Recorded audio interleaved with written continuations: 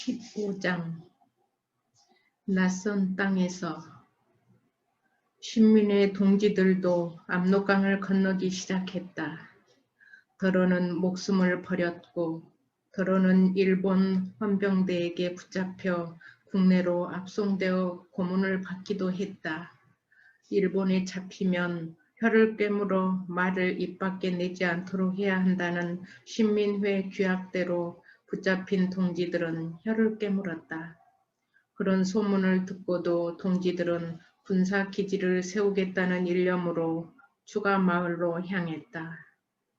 이동영, 장유순이 가족을 거느리고 들어왔고 서울, 충청, 경기 대표들이 줄지어 들어왔다. 경북 지역 대표들도 속속 들어오기 시작했다. 안동 지역 유림의 거두 이상용과 김대략이 2대, 3대, 정손자까지 모두 데리고 들어왔다. 이상용은 김대락의 매제였고 김대락은 이상용의 처남이었다.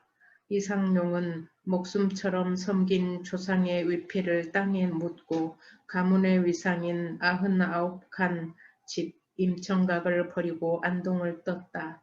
이상용은 아들 이준형과 이준형의 아들 며느리 등 3대를 인솔했다. 이상용의 동생 이봉의도 아들 가족들을 데리고 이상용의 뒤를 따랐다. 김대락은 36칸 기와집을 신학문을 가르치는 협동학교에 헌납하고 왔다. 아들 김형식의 가족과 손녀와 손부, 종질, 당질, 종손자들을 인도했다. 손녀와 손부는 배가 둥실한 만삭의 임신부였다. 김동삼이 대가족을 이끌었다. 일가 친척과 문중 정장년들과 사돈들까지 데리고 왔다. 황씨 가문의 황호, 황만영, 황도영의 일가들과 이원일 일가들, 이의영 형제 일가들, 권팔도 일가들이 왔다. 의병 연합부대 군사장을 지낸 허위 가문의 허환과 허형, 허형의 아들 허발 가족들이 왔다. 이상용, 김대락, 황호는 경북 대표 중에서 가장 고령이었다. 이상용은 53세였고 황호는 61세였고 김대락은 66세였다. 이상용이 거센 만주 바람에 폭포수처럼 뻗어내린 하얀 수염을 날리며 서경과 그의 형제들을 만났다. 영석장과 우당 가문이 나서서 군사기지를 세우는 데 앞장선다는 말을 듣고 다 버리고 왔소이다. 날개만 있다면 당장 날아오고 싶었지요. 안동의 유림들이 오셨으니 천군만마를 얻게 되었습니다. 서경과 혜영이 그들 손을 붙잡고 고마워했다. 안동 출신 신민회 동지 류인식을 통해 서로 말만 들었을 뿐 면대는 처음이었다. 이상용은 지금까지 말로만 듣던 서경과 혜영을 눈앞에서 보자 꿈을 꾸는 것 같고 서경과 혜영은 안동 유림의 핵심 인물을 만나자 힘이 솟구쳐 올랐다. 이상용의 긴 수염이 바람에 쉬지 않고 날렸다. 이상용은 상투는 잘랐으나 수염은 자르지 않았다. 절체절명의 심정으로 조국을 떠나면서도 긴 수염을 자르지 않은 것은 아직도 철벽을 뚫으면 뚫었지 퇴계를 추앙하는 안동 보수 유림은 결코 뚫을 수 없다는 것을 말해주는 듯했다. 사실 안동 고을이 어디며 이상용과 김대락이 누구던가. 안동의 보수 유림들은 대원군이 일으켰던 위정척사운동으로 반외세를 앞장서서 외치고 나선 사람들이었다. 그 후 러일 전쟁 초기에 한일 의정서가 강제되었을 때 왕에게 상소를 올리면서 의정서 폐기를 요구하고 나섰고 을사늑약이 체결되자 안동에 중의사를 설립하고 베일 투쟁을 벌인 사람들이었다. 투쟁 방법은 정부기관과 외국 공사관의 일제 침략을 항의하는 글을 써서 투서하는 것이었고 그 중심에 이상룡과 김대락이 있었다. 이상룡과 김대락 이 두 사람은 신학문을 가르치는 협동학교를 적극 지원하기도 했다. 유림들은 베일 사상만큼이나 신학문도 용납하지 않았다. 맨 처음 고색창연한 안동을 들쑤신 것은 상동청년회의 루인식이었다. 루인식이 성균관에 입학하면서 성균관 선배 신채호를 알게 된 것이 근원이었다. 신채호는 루인식에게 서구 근대 사상과 신학문의 필요성을 역설하면서 상동청년회에 합류시켰고 루인식은 상동학원에서 신학문을 배우면서 선각자의 길로 나가게 되었다. 안동의 유림들로부터 총망받는 그가 거침없이 상투를 자르고 양복을 입고 고향 안동으로 내려가 서당에서 아이들을 신학문 세계로 불러내기 시작했다. 유림들은 천길 만길 뛰며 분노했다. 유교 전통이 이끌어온 조선 500년을 뒤집어 엎는 것은 조상을 배반한 행위를 넘어 역적이나 매국노의 다름 아니었다. 아버지 류필령이 땅을 치며 탄식하던 끝에 부자간 천륜을 끊겠다며 문종과 사당에 고했다. 류인식의 스승 김도환은 사제관계를 끊겠다고 선언했다. 예한 의병장 이만도는 식음을 전폐한 채 죽음으로 맞섰다.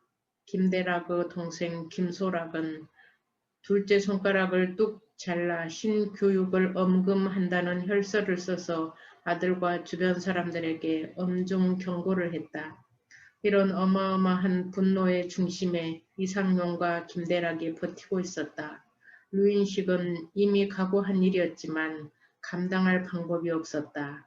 그런데 왕이 흥학 조칙을 공표하자 류인식은 때를 만나게 되었다. 류인식은 상동청년의 지도 아래 김후병, 하중환 등의 동지들과 교합하여 학교를 설립하고 협동학교라고 이름 지었다. 그 후 이상용과 김대락 두 사람이 협동학교를 돕기 시작한 것은 일병에 끌려가 옥살이를 하면서 류인식이 하는 일이 옳다는 걸 인식한 탓이었다. 석주 선생님의 수염을 보니 류 동지의 고군 분투가 더욱 새롭습니다. 시대가 독촉하니 상투는 잘났지만 이것만은 자를 수가 없소이다. 마치 폭포수처럼 뻗어내린 수염에서 항일 정신의 기운이 분출된 듯합니다. 부디 자르지 마십시오. 회영이 옛날 일을 생각하며 웃자 이상룡이 바람에 날리는 수염을 쓸어 모으며 흐뭇한 표정을 지었다. 이상룡이 합류하면서 안동 지역 망명객들이 계속 들어오자 추가 마을이 망명객들로 가득해졌다. 집을 구하지 못한 사람들은 임시 방편으로 나무를 베어다 얼기설기 걸쳐 대충 움막집을 짓고 옥수수대로 지붕을 덮었다. 그런 식의 집들이 점점 늘어가자 처음부터 심상치 않게 여기던 추가 마을 사람들이 겁을 내기 시작했다. 보기 드문 귀족풍의 사람들이 들어오고부터 계속 사람들이 모여든 것은 필시 무슨 계략이 숨어 있다고 믿었다. 저들은 일본 첩자들이 틀림없다. 일본 군대를 불러들여 우리를 몰아내려는 속셈이 분명해. 일본이 무엇 때문에 이 오지를 욕심내지? 장차 만주 일대를 몽땅 차지하자는 속셈이겠지. 그렇다면 이러고 있을 때가 아니다. 그래, 저들을 하루빨리 몰아내야 한다. 출시 대표들이 모여 회의를 열고 만장일치로 지서에 고발해야 한다며 입을 모았다. 추가 마을 수십 리 밖에 지서가 있고 지서장을 노야라고 불렀다. 출시 대표들이 노야에게 달려갔다. 노야는 다시 유하현 관청으로 달려가 신고하고 유하현 관청에서는 군부대에 신고하여 군인들과 순경 수십 명이 들이닥쳤다. 가장 먼저 회영이 거주하는 집을 조사하기 시작했다. 추가 사람들이 회영이 주도자라고 한 탓이었다. 집을 수색하기 시작했다. 무기를 찾아내. 무기는 한 점도 보이지 않는데요. 회영은 황급히 서경 형님 집으로 아내와 아기를 보냈다. 영구는 영석 형님 댁으로 가 방에 요를 펴고 요 밑에 금을 깔고 누워 있으시오. 은숙은 서둘러 아기를 안고 서경의 집으로 달려가고 서경은 회영이 시키는 대로 했다. 일부 군인들이 서경의 집으로 몰려갔다. 방으로 들어간 군인들은 아기를 안고 누워있는 은숙을 환자로 보고 내버려 둔 채 집안을 뒤졌다. 양쪽 집에서 군인들이 방과 부엌을 구석구석 뒤지고 옷가지를 털어가며 뒤졌지만 무기가 나오지 않자 고개를 갸웃거리며 당장 추가마을을 떠나라고 요구했다. 회영이 박삼사에게 통역을 시켜가며 열심히 사정을 이야기했다. 회영의 말을 듣고 있던 높은 사람이 일본이 조선을 약탈했으므로 나라를 찾기 위해 망명을 왔다는 말을 이해했다. 곧 높은 사람이 회영을 향해 악수를 청하며 열심히 운동을 하라는 격려를 해주고는 돌아가고 말았다. 어려움은 거기서 끝나지 않았다. 예상하지 못했던 어려움이 계속되었다. 주시 원주민들은 거주는 허용하되 땅은 한 뼘도 팔 수 없다고 못을 박았다. 조상들이 개척해 놓은 땅을 팔 수 없다는 것이었다. 박삼사를 통해 값을 많이 쳐주겠다고 했지만 어림없는 일이었다. 만주 사람들 고집을 꺾느니 차라리 산을 들어 올리는 게 더 쉽다는 말이 있습니다. 제 힘도 한계에 다다른 것 같은데 어쩌지요? 입이 닳도록 사정하던 박삼사도 방법이 없었다. 모두 당황하기 시작했다. 누구보다도 이를 추진해온 회영이 깊은 고민에 빠졌다. 3월이 가고 4월이 갔다. 산과 들이 풍성하게 변해갔다. 끝없는 만주 벌판의 옥수수밭에서 옥수수가 무성하게 자랐다. 바람이 옥수수밭을 지나갈 때마다 옥수수밭은 파도가 밀려오는 거대한 바다로 변했다. 겨울을 견뎌낸 아이들은 들판을 헤매며 신바람이 났다. 처음 본 옥수수밭을 누비고 다니며 숨바꼭질을 했다. 술래는 넓고 넓은 옥수수 숲에 숨어버린 아이들을 찾아내지 못했다. 술래를 해본 아이는 다시는 숨바꼭질을 하지 않으려고 했다. 거짓말처럼 봄이 지나가 버리고 성큼 여름이 다가오고 있었다. 아이들은 강으로 나가 물장난을 치기에 바빴다. 아무것도 하지 못한 채 봄이 지나갔다. 학교는커녕 땅 한 평 확보하지 못한 처지인데 군사기지 설립에 대한 꿈을 안고 애국지사들이 계속 들어왔다. 나쁜 소식도 날아들었다. 설상가상으로 국내에서는 신민회의 정체가 드러나 신민회를 일망타진하기 위해 검거 열풍이 불고 있다고 했다. 발단은 안중근 동생 안명근이 독립자금을 모집하다 체포되면서부터였다. 안명근을 체포한 일본 경찰은 칼을 빼든 김에 독립운동을 기도했다는 죄명으로 안압지역 지식인들을 검거하기 시작했다. 양기탁, 이승훈이 붙잡히면서 이어서 800여 명이 붙잡혔다. 놀랍게도 그들은 모두 신민회 회원으로 밝혀졌다. 비밀 결사체인 탓에 신민회 자체에서도 알 수 없었던 놀라운 숫자가 드러난 것이었고 모진 고문 끝에 고르고 골라 105명에게 형을 집행한 것이었다. 105인 사건 외에도 여러 가지 소식이 날아들었다. 일본 천황의 생일, 천장절 참석을 거부한 일로 잡혀간 사람들이 고문을 받다 옥중에서 집단 자살을 했고 전국의 의병장들이 모조리 잡혀가 사형을 당했고 조선 왕실을 무관으로 예우한다면서 일본 육군 무관 제복을 왕에게 입혔으며 왕이 그 제복을 입고 옷도 몸을 조이는구나 라고 탄식했다는 소식이었다.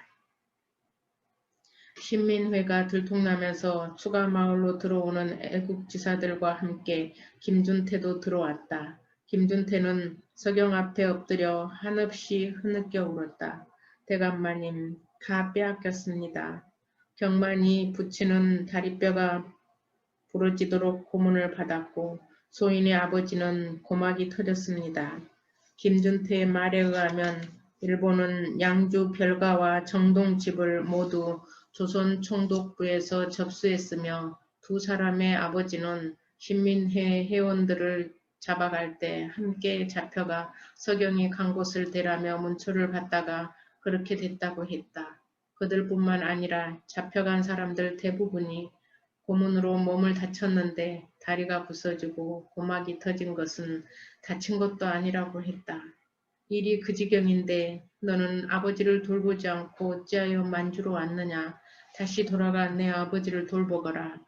서경은 집이 모두 압수당했다는 것에 큰 충격을 받았지만 늙은 집사 두 사람이 다쳤다는 것은 더 가슴 아픈 일이었다. 박경만은 아버지가 다쳤다는 말에 충격을 받고 펑펑 울기 시작했다. 돌아갈 수가 없습니다. 사실은 제가 신민의 어른들 심부름을 하다가 들켜 일경이 저를 붙잡으려고 혈안이 되어 있습니다. 지금도 일경이 저를 찾아 헤맬 것입니다. 그리고 유희는 총독부에서 쓰겠다면서 끌고 갔습니다. 그 뒤로 유희는 데라우치 총독이 타고 다닌다는 소문을 들었습니다. 김준태의 말은 사실이었다. 신민의 숫자에 놀란 총독부는 전국적으로 해외로 나간 망명자들을 조사하여 명단을 작성했다. 그들은 망명자들을 신분별로 분류하여 사대부 가문을 별도로 분류했다. 당연히 조선 최고 가문 이석영과 이회영 형제들이 가장 핵심으로 떠올랐다. 더욱이 서경의 재산과 정동집과 양주 별가는 조선 총독부의 표적이 되기에 알맞았다. 총독 데라우치가 직접 정동집과 양주 별가를 찾아다니며 집을 확인하고는 집을 압수해버렸다. 그리고 말 유희를 보고 감탄하며 빼앗아가고 말았다. 서경은 눈을 감은 채 말이 없었다. 올 것이 오고야 말았다는 생각을 하면서도 슬픔이 밀려들었다.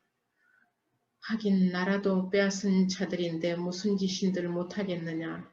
서경은 심호흡을 퍼내며 오히려 준태를 위로하려고 애썼다. 한참을 울고 난 박경만이 총독이 유희를 타고 다닌다는 말에 다시 충격을 받았다.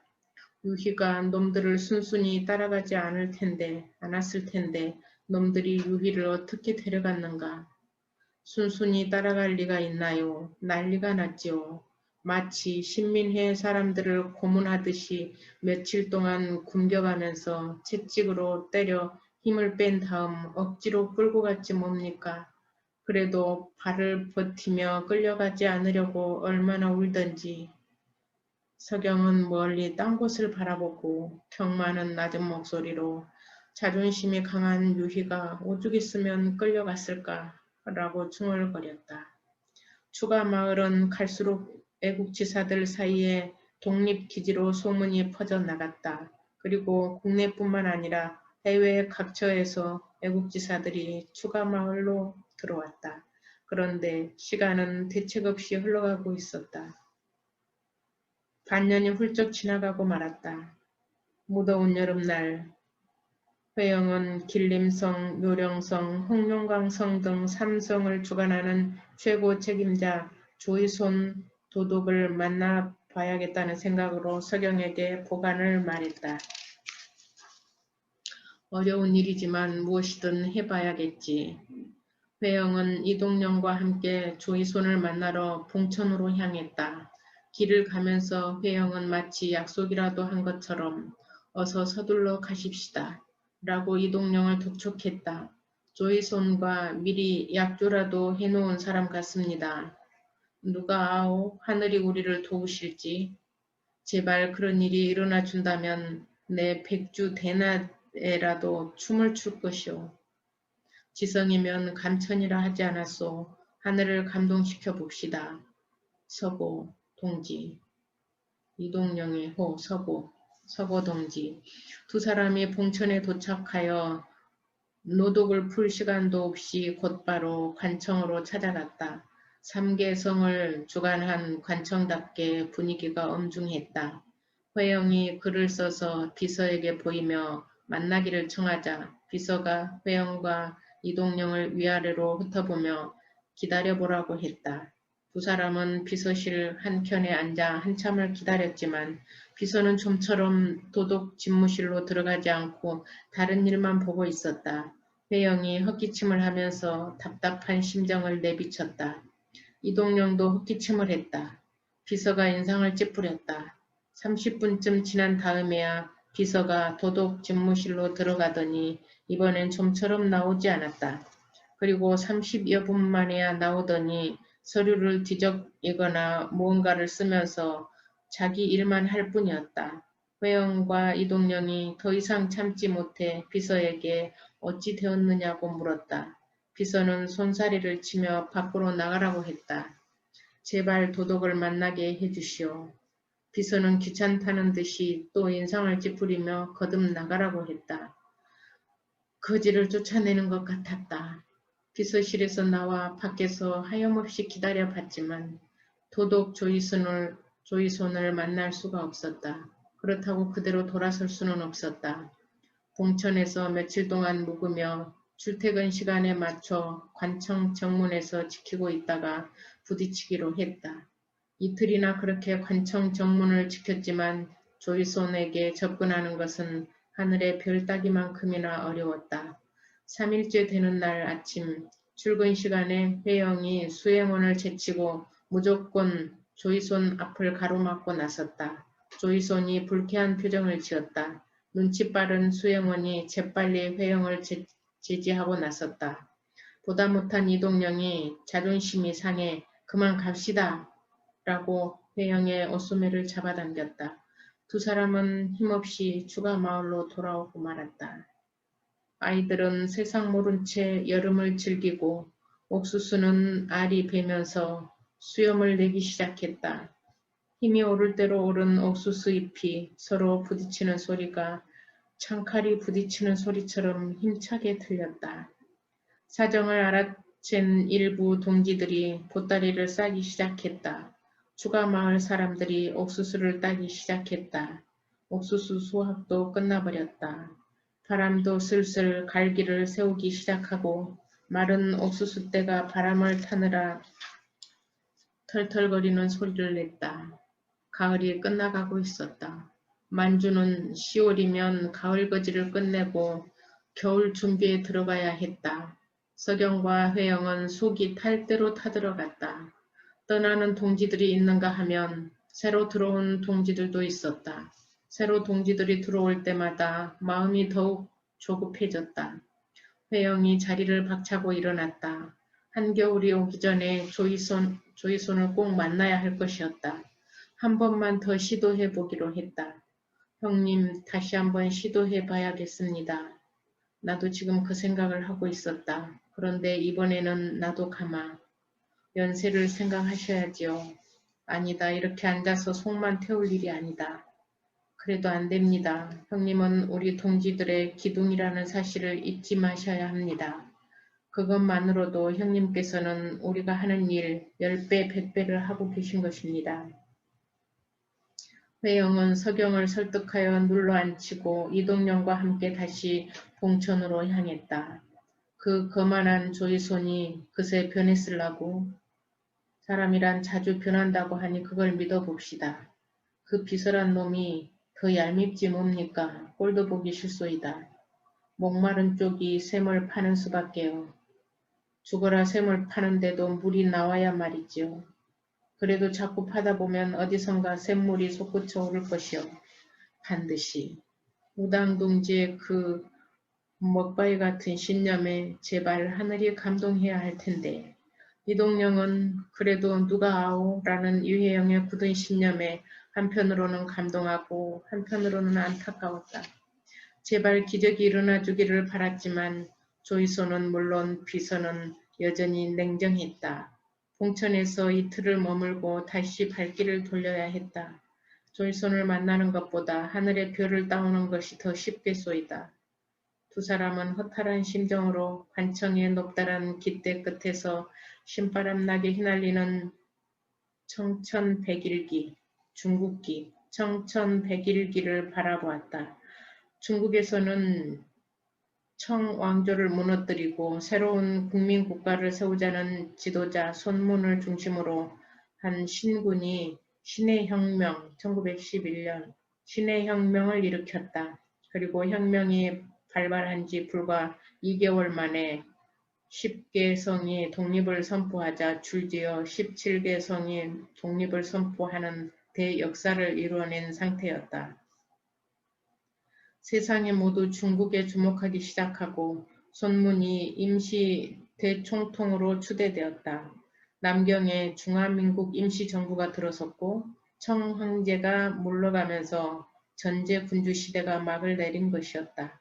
그런데 손문은 3개월도 못 가 호북 전선의 육해군을 통솔하여 구정부를 무너뜨린 원세계에게 총통 자리를 빼앗기고 말았다. 회영은 기세 좋게 펄럭이고 있는 청천백일기를 바라보며 태극기도 하루빨리 신바람나게 펄럭이게 해야 한다는 생각에 사로잡혔다. 돌아가십시다. 여기 서서 남의 나라 국기를 바라본다고 무슨 수가 생기는 것도 아니질 않습니까? 부동으로 선 채 청천백일기를 뚫어지게 바라보는 회영을 이동령이 흔들어 깨웠다. 그래도 회영은 차마 발길을 돌리지 못한 채 우뚝 서서 청천백일기에서 눈을 떼지 못했다. 우당동지, 그러다 남의 나라 국기에 구멍이라도 내겠소이다. 회영은 묵묵부답으로 선 채 눈썹도 까딱하지 않았다. 이젠 조이손인지 조삼손인지 깨끗이 잊고 그만 돌아가십시다. 돌아가서 다른 길을 모색해 보는 수밖에요. 이동령이 안타까운 심정으로 조이손을 그만 포기하고 어서 돌아가자고 독촉했다. 그때 회영이 무릎을 치며 소리쳤다. 서고 동지, 방법을 찾았소이다. 방법을 찾다니요. 이동령이 영문을 모르겠다는 표정을 지었다. 바로 원세계요. 무당 동지, 지금 원세계라고 하셨소? 그렇소. 원세계 총통. 일개 도독도 못 만나는 처지에 중국 천하 원세계라니요. 그러니 방법이란 것입니다. 갈수록 모를 소리만 하십니다. 청왕조를 무너뜨린 중국의 우상 손문을 내쳐버리고 단숨에 중국 천하를 한 손에 거머쥔 인물입니다. 그야말로 중국 천하 무소불위가 아니겠소. 회영은 마치 문제를 해결한 것처럼 만면에 웃음을 머금고 이동령은 의아한 표정으로 회영을 바라보았다. 회영은 즉시 서경 형님을 만났다. 형님, 원세계를 만나야겠습니다. 형님과 원세계가 통하지 않습니까? 그렇구나. 그럼 내가 나서겠다. 그렇지 않아도 이번에는 형님을 모시고 가야 합니다. 서경은 1885년 을유년에 원세계가 대원군을 호위하고 조선으로 들어왔던 일이 떠올랐다. 생각해보면 원세계는 조선에서 10년이 넘도록 살았고 조선 때문에 출세한 인물이었다. 조선에 대한 청나라의 영향력이 절정을 이루었던 1882년부터 1894년까지 12년간의 경력 때문이었다. 조선에서 이모군란이 일어났을 때 왕비의 요청으로 청은 오장경 장군 아래 4,000명 군사를 파견했고 그때 원세계는 보잘것없는 오장경 수하 말단이었다. 그는 한성에 주둔하면서 조선 방어 임무를 맡고 있었다. 그때 원세계는 임무 수행에 탁월한 능력을 인정받아 신분이 껑충 뛰어오르면서 주찰 조선 총리 교섭 통상사로 부상하는 영예를 누렸다. 청나라를 대표하여 조선에 상주하게 된 원세계는 청나라 황제를 대신하여 내정 간섭까지 하는가 하면 오만방자하기 이를 데 없는 존재로 떠올랐다. 왕에게 마치 친구를 대하듯 인사하는 것부터 말과 행동을 제멋대로 해 조정 대신들이 분통을 터뜨렸다. 분통을 터뜨리면서도 대신들은 그의 비위를 함부로 건드릴 수 없어 전전긍긍했다. 성미가 불꽃 같아 무슨 일이든 단칼에 쳐야 직성이 풀렸다. 다행히 원세계는 영의정 이유원 대감의 말을 잘 듣는 편이었다. 대신들은 무례하기 짝이 없고 까다롭기 짝이 없는 골칫거리 원세계를 이유원 대감에게 떠넘겨버렸고 대감은 그를 집으로 종종 초청하여 음식과 차를 나누며 가까이 했다. 그때마다 서경이 자리를 함께 했다.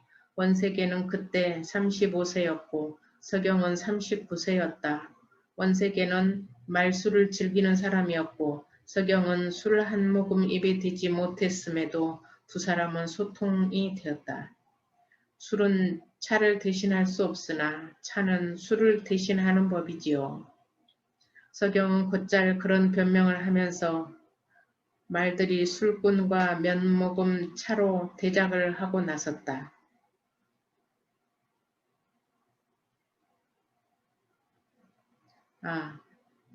서경은 곧잘 그런 변명을 하면서 말들이 술꾼과 몇 모금 차로 대작을 하고 나섰다. 역시 이 공다운 말이요. 한 잔 술에는 덧없는 인생이 있고 한 잔 차에는 우주가 있는 법이지요. 그리고 인생은 그 우주 안에 있는 아주 작은 것에 불과합니다. 원세계는 무척 즉흥적이고 저돌적인 성격이면서도 상대가 마음에 들었다 하면 마음을 아낌없이 주는 의리가 있었다. 물론 그것은 원세계뿐만 아니라 중국인들의 특성이기도 했다. 원세계는 마음에 들면 밤새워 담소하기를 즐겼고 서경은 그를 기꺼이 받아주었다. 어느 날 원세계가 술이 거나하게 취하여 기분이 무척 좋아 보이자 서경은 슬며시 원세계의 오만을 지적하고 나섰다. 우리 전하께서는 참 유덕하시고 성정이 고우신 분입니다. 그렇다마다요. 누구보다도 이 원세계에게 친절하신 분이요. 그런데 언행을 함부로 하는 것은 용납하지 않으십니다. 일국의 왕이니 그야 당연한 일 아니겠소? 정녕 원대인께서도 그리 생각하신다면 우리 전하께 고치셔야 할 것이 있습니다. 자칫 비위를 거스르게 되면 어떤 화가 맺힐지 모를 일임에도 서경은 대담하게 말을 꺼냈다. 그럼 내가 무례라도 저질렀단 말씀이요? 죄송하지만 그렇습니다. 인사부터라고요? 대인께서도 예의를 숭상한 나라의 사람으로서 잘 아시다시피 우리 전하께 허리를 굽히지 않고 드리는 사문례는 대등한 친구 사이에 나누는 인사법이 아닌지요. 그렇군요. 조선의 왕께서 워낙 유덕하신 분이라 내가 그만 착각한 모양이요. 듣고 보니 이공께서 나의 스승 노릇을 하셨소이다. 하하. 그런데 원세계는 호탕하게 웃더니 입을 다물고는 무슨 생각엔가 젖은 듯 했다. 잠시 침묵이 흘렀다. 서경은 가슴이 조였지만 태연한 척했다. 원세계는 단숨에 술을 들이켜 마시고 서경은 차를 마셨다. 그리고 잠시 후 원세계가 먼저 입을 열었다. 이 공이 오늘 이 사람을 무척 놀라게 했다는 점 아시오? 서경은 가슴이 철렁 내려앉았다. 서둘러 사과를 하려고 하는데 원세계가 다시 말을 이었다. 머리가 하얀 대신들도 내 앞에만 오면 쩔쩔매는데 이 공이 감히 나에게 충고를 한 것이니 어찌 놀라지 않겠소이까. 그런데 이상한 일이요. 모처럼 기분이 좋으니 말이요. 하하. 서경은 비로소 가슴을 쓸어내리며 사과를 했다. 대인에게 결례를 했으니 부디 용서하여 주시오. 용서라니요. 훌륭한 벗을 얻었는데 역시 조선 제1가문의 후예답소이다. 원세계가 그렇게 우호적으로 나오는 데는 석파란도 한 몫을 했다. 서경은 원세계에게 회영이 그린 석파란을 선물했다. 석파란은 추사 김정희의 삼전지묘법으로 그린 것으로 유명했다. 삼전지묘법은 난 입을 3번 돌려 빼는 기법으로 좀처럼 터득하기 어려운 탓에 선비들 사이에 선망의 대상이었다. 석파라는 대원군이 추사에게 배워 뛰어난 솜씨로 유명세를 떨쳤고 회영은 대원군의 수제자로부터 배워 뛰어난 솜씨를 발휘했다. 회영은 형제들 가운데 재능이 특별히 뛰어나 난뿐만 아니라 악기를 다루는 솜씨로도 주변을 감동시켰다. 원세계가 맨 처음 석파란을 만나게 된 것은 대원군이 중국으로 잡혀갔을 때였다. 이모군란 이후 중국으로 잡혀간 대원군은 중국 주요 인사들에게 난을 쳐주었고 그들은 석파란에 매료되고 말았다. 석파난은 중국 정가에서 유명해지면서 고가에 팔려나기 시작하고 대원군은 큰 돈벌이를 했었다. 저돌적이고 거칠다고 소문난 원세계 역시 석파란의 삼전지묘법을 감상하면서 난에서 바람소리와 심오한 향기를 느낀다고 했다. 난을 감상하는 그의 태도는 진정으로 바람소리와 향기를 느낀 듯 했고 난을 바라보는 그의 눈빛은 심히 그윽하고 순수했다. 서경은 회영과 이동영과 함께 원세계를 만나기 위해 북경으로 갔다. 세 사람은 청사 비서실에서 원세계 총통 아련을 시도했다. 비서실은 인사차 찾아오는 손님으로 북적댔다. 들뜬 분위기 탓에 아련을 청하기가 의외로 수월했다. 서경은 종이에 조선의 전 영의정 이유원의 차 이서경이 감축 인사를 드립니다. 라고 쓰고 글 끝에 낙관처럼 회영이 약식으로 석파란을 쳐서 비서를 통해 들여보냈다. 비서가 갖다준 종이를 펼쳐본 원세계는 이서경을 단번에 기억하며 자리에서 벌떡 일어나 비서실까지 나와 영접했다. 아하, 이 공께서 나를 찾아오시다니 이게 꿈이요 생시요. 원 총통의 반가움은 막역지우를 만난 듯 했다. 역시 시원시원하고 호방호탕한 성격의 원세계였다. 한편으로는 총통이 된 자기 위치를 과시하며 조금 호들갑을 떨었다. 어젯밤 꿈에 한 귀인이 나에게 절을 하더니 오늘 이 공을 만날 꿈이었나 보. 서경은 망설일 것도 없이 단도직입적으로 간절하지만 단호하게 찾아온 목적을 말하기 시작했다. 우리 한족이 그동안 치국을 잘못하여 외적에게 멸망당하였으니 그 수치와 분함을 한시인들 어찌 망각하겠는지요.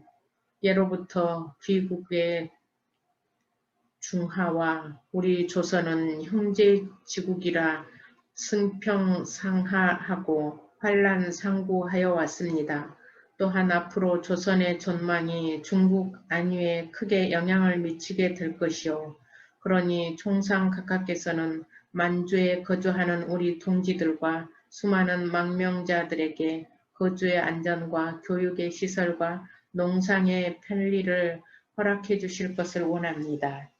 그리하면 우리가 광복 대계를 완비하고 타일에 듣기 거의하여 멸외 흥안하였을 때 이런 공렬은 원대인 각하께서 사하신 것이 될 터이니 우리 한족은 영세불망이로소이다. 역시 이공다운 생각이시오. 일본은 우리 중국과 조선의 공적이요. 그리고 내가 오늘날 이 자리에 오른 것도 따지고 보면 조선에서 쌓은 업적 덕택임을 부인하지 않겠소. 이공께서는 추후도 걱정하지 마시오. 전일 이공께서 나에게 베풀어 주신 호의를 생각해서라도 내 즉각 이를 처리해 드릴 것이니 무엇이든지 청하시오. 원세계는 당장 붓을 들었다. 유화현, 통화현, 환인현 현장들은 조선 망명자들에게 동북 각지 거주를 허락할 것이며 산업발전과 교육활동을 할 수 있도록 도울 것이며 일정한 자주권을 주어 조선인의 독립투쟁을 지지해야 한다. 만약 이를 어길 시는 누구든지 막론하고 엄벌에 처할 것이라는 명령서를 작성하여 비서에게 들려주며 즉시 봉천으로 내려가 도독 조이손을 만나 일을 처리할 것을 엄중하게 지시했다. 꿈을 꾸는 것만 같습니다. 영석 어르신 그리고 우당동지. 이동령이 흥분을 감추지 못했다. 이동령은 도무지 믿을 수 없었다. 하늘이 조선 민족을 불쌍하게 여기신 게요. 서고. 회영과 이동령은 서둘러 봉천으로 조이손을 만나러 갔다. 원총통의 지시를 받은 삼성의 수장인 도독 조이손은 마치 원총통을 대하듯 회영 일행을 깍듯이 영접해 맞이했다. 전일 몹시 시국이 혼란한 관계로 무례를 범한 점을 사죄드립니다. 부디 용서하여 주시기 바랍니다. 조이소는 깊숙이 머리 숙여 사죄를 하면서도 전날 문전박대했던 행동에 대하여 마음이 놓이지 않은 눈치였다. 조이소는 뭔가 확실한 도움을 주어야 한다는 생각으로 그 오만방자한 비서 조세웅을 회영 일행과 함께 마차에 태워 각 현으로 급파했다. 그리고 허리를 굽혀 깊숙이 인사를 하면서 총통 가깝게 말씀 좀 잘 해주십시오 라는 말을 몇 번이나 되풀이했다. 회영은 꼭 그럼하고 고개를 여러 번 끄덕여 주었다. 이동영이 꼴도 보기 싫다는 조이손의 비서 조세웅이 유하연, 동하연, 한인현 등 3현으로 마차를 몰았다. 그리고 유하현 현장, 장영애, 통화현 현장, 원덕전, 한인현 현장 황모에게 원세계의 추상 같은 명령서를 전달했다. 3현의 현장들 역시 화들짝 놀라 회영 앞에 예를 갖추느라 분주했다. 조세웅이 할 일은 거기까지였음에도 돌아가지 않고 계속 붙어 있었다. 조세웅 당신은 이제 봉천으로 돌아가야 하지 않소? 이동영이 얄밉다는 투로 말했다. 서고 동지 그냥 둡시다. 우리가 덕을 보면 받지 손해볼 게 없질 않소. 간사한 게 사람이라지만 어찌 저럴 수 있단 말이오. 회영이 이동영을 달래며 추가 마을로 돌아왔다. 조세웅이 따라와 땅을 사들이는 것까지 거들고 나섰다. 추가 마을 사람들이 원 총통의 명령 앞에 엎드렸다. 서로 앞다투어 사과하며 땅을 내놓았고 서경과 형제들은 땅을 매입하기 시작했다. 서경은 한인촌을 설계해 두었던 터라 땅이 나오는 대로 사들였다. 앞으로 한인들을 수용하자면 땅은 있는 대로 필요하기 때문이었다. 땅을 사들이는 일은 박경만과 김준태가 맡았다. 만주에서 가난하게 살아가는 한인들을 불러들일 작정이었다. 박경만과 김준태가 땅을 사들이자 기쁨을 감추지 못했다. 대감마님 땅을 사들이다 보니 양주로 돌아간 것만 같습니다. 그렇게도 좋으냐? 예, 이제야 숨을 쉴 것 같습니다. 학교를 설립할 곳은 신중하게 찾아야 했다. 조세웅이 학교 부지를 찾는 데 앞장서 주었다. 합리하를 추천했다.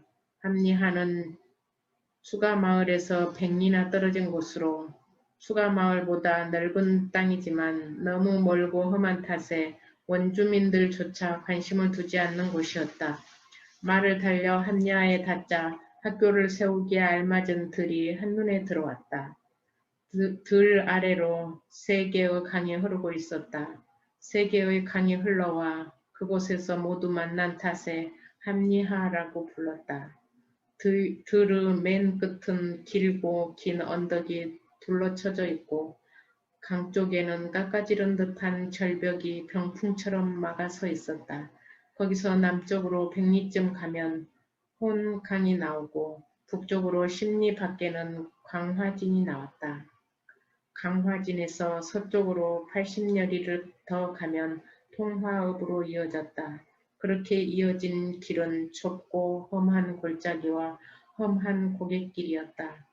강화진 뒤로는 길게 산맥이 뻗어 있고 그 산맥을 넘으면 고산자가 나오고 고산자에서 삼원포까지 7, 80여리였다. 만약 일본이 냄새를 맡고 추적해 올 경우 광화진이나 통화읍이나 고산자를 통해서 들어올 것이었다. 그만큼 합리하러 오는 길은 복잡하고 험했다.